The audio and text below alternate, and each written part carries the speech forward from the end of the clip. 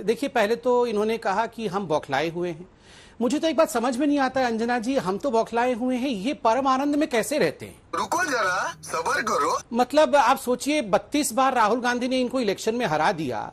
आप सोचिए कितनी बड़ी पार्टी थी, कहां से कहां तक का सफर, ये कहां आ गए हम यूं ही साथ चलते चलते। वो मुझे अमिताभ बच्चन वाला गाना याद आ जाता है, सिलसिला का। ये जो सिलसिला राहुल गांधी के और कांग्रेस का सफर का है, कहां से शुरू हुआ और कहां आ गया है, फिर भी ये परमानंद में रहते हैं सारे लोग। एक एक करके इनके बड़े बड़े नेता, सोचिए ज्योतिरादित्य सिंधिया, माधवराव सिंधिया उनके पिताजी, और कांग्रेस के कद्दावर नेता, एक जनरेशन वो चला जाता है। जितेंद्र प्रसाद और उनके बेटे जितेंद्र प्रसाद जी वो चले जाते हैं। सचिन पायलट, आज राजेश पायलट जी की तिथि है, जयंती है, मैं उनको नमन भी करता हूं। हमारे पार्टी के नहीं हो सकते, देश के एक बड़े नेता हैं। आप बताइए, वहां खटपट बनी हुई है। कैप्टन अमरिंदर सिंह और नवजोत सिंह सिद्धू में लड़ाई चल रही है। फिर भी आप देखिए आज किस प्रकार से इनकी जो परम आनंद की परिस्थिति है। स्वाभाविक है, जिसके नेता राहुल गांधी होंगे, केवल ट्विटर पे ही राजनीति करना होगा तो परम आनंद और परम खुशी की तो अवस्था होगी ही। मैं तो ईश्वर से रोज प्रार्थना करता हूं अंजना जी, राहुल जी इनको गाइड करते हैं, वही अनादि काल तक इनको गाइडेंस देते रहे। समझ रहे हो आप? और मैं रिक्वेस्ट भी करूंगा कांग्रेस पार्टी से कि तुरंत उत्तर प्रदेश की चुनाव से पहले राहुल गांधी जी को आप अध्यक्ष बनाइए, अमेठी भी भेजिए, अमेठी में जाके वो स्टेशन हो और वहां पे चुनाव प्रचार करे। दूसरी बात मैं यहां कहना चाहता हूं, इन्होंने कहा कि आप ऐसे सवाल पूछ रहे हैं कि हमारा नेता कौन है। प्रियंका जी उत्तर प्रदेश में हैं, सोनिया जी अध्यक्ष हैं और राहुल जी सारा कुछ करते हैं। स्वाभाविक है, ये मेरी गलती हो गई है। मैंने ऐसा कैसे सोच लिया कि परिवार से बाहर कोई और व्यक्ति गाइडेंस देता भी होगा। एटीसी भी वही है, एयर ट्रैफिक कंट्रोलर, पायलट भी वही है, रनवे भी वही है, सब कुछ कुल मिला के ये 3 लोग ही हैं। वो गाना है ना, 4 अभी बाकी हैं, फिर भी 4 बज चुके, फिर भी पार्टी बाकी है। मैं तो लगता है कि कुछ दिन, क्योंकि मुझे तो डाउट है पूरी तरह से कि वाड्रा जी का क्या होने वाला है। मुझे तो शक होता है कहीं रॉबर्ट वाड्रा समाजवादी पार्टी में न चले जाए। 3 बच गए, पार्टी अभी बाकी है। ये परिस्थिति कांग्रेस पार्टी की होने वाली है। फिर भी दंभ और अहंकार में कोई कमी नहीं आने वाली है। आग लगा दी। सुप्रिया जी, ये तीनों बहुत करीबी थे, आप देखिए। और वाकई जो तीनों नेता, तीनों के ही पिता, चाहे माधवराव सिंधिया हो, जितेंद्र प्रसाद हो या फिर राजेश पायलट, और उन तीनों के बेटे में से 2 निकल गए हैं। अभी भी सचिन पायलट नाराज हैं। क्या जो गांधी परिवार, एक वक्त पहले भी मैं सवाल आपके प्रवक्ता से पूछ चुकी हूं, एक फेविकॉल के तौर पर रहता था, सबको लगता था कि नहीं वो हट जाएंगे तो पार्टी बिखर जाएगी। क्या पार्टी अब बिखर रही है उनके रहते? क्या उनके नेतृत्व पर युवा जो है उनका भरोसा खत्म हो रहा है? सबसे पहले तो आज स्वर्गीय राजेश पायलट जी की पुण्यतिथि है, जयंती नहीं है, तो वो मैं करेक्ट करना चाहूंगी और उनको अपने श्रद्धा सुमन अर्पित करती हूँ। बिल्कुल ऐसा नहीं है।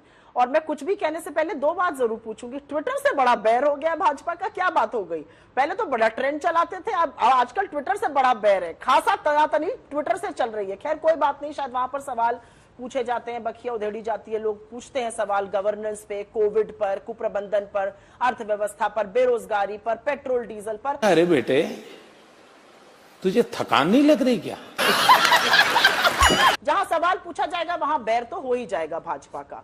मैं फिर से पूछूंगी, हमारे भी प्रधानमंत्री हैं और मुझे अच्छा नहीं लगा, उत्तर प्रदेश की सरकार ने 1.5 महीने तक विज्ञापनों से उनकी फोटो गायब कर दी थी, कल ही पुनः अवतरित हुए। अभी भी ट्विटर हैंडल पर फोटो नहीं आई हुई। सोचा एक बार फिर से अपने दर्शकों को उनकी जानकारी के लिए बता दूं। ये जो एडहेसिव और नॉन एडहेसिव की बात होती है ना अंजना जी, ये आइडियोलॉजी होती है। What keeps us together? ऐसा क्यों है कि भाजपा के ये प्रवक्ता भाजपा में है और मैं कांग्रेस में हूं?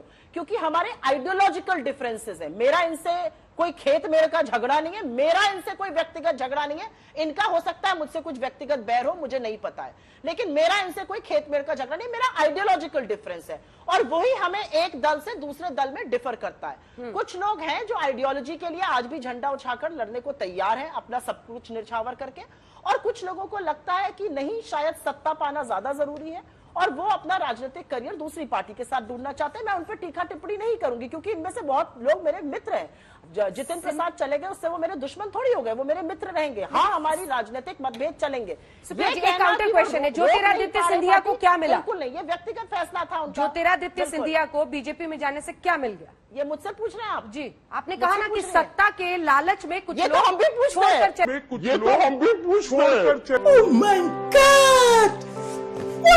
चले जाते हैं।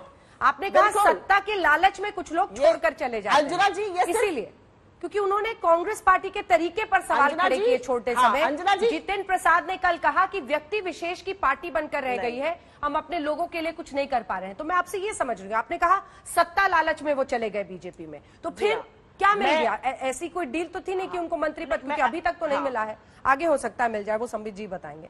लेकिन मेरा आपने- सवाल यह है कि आपने पार्टी के बहुत तौर अच्छा सवाल तरीकों ये पर पूछा है। G23 भी, कपिल सिब्बल ने भी बीते दिन कहा था, सुप्रिया जी, वो कह रहे हैं कि पार्टी के नेताओं की बात सुनने का वक्त आ गया है।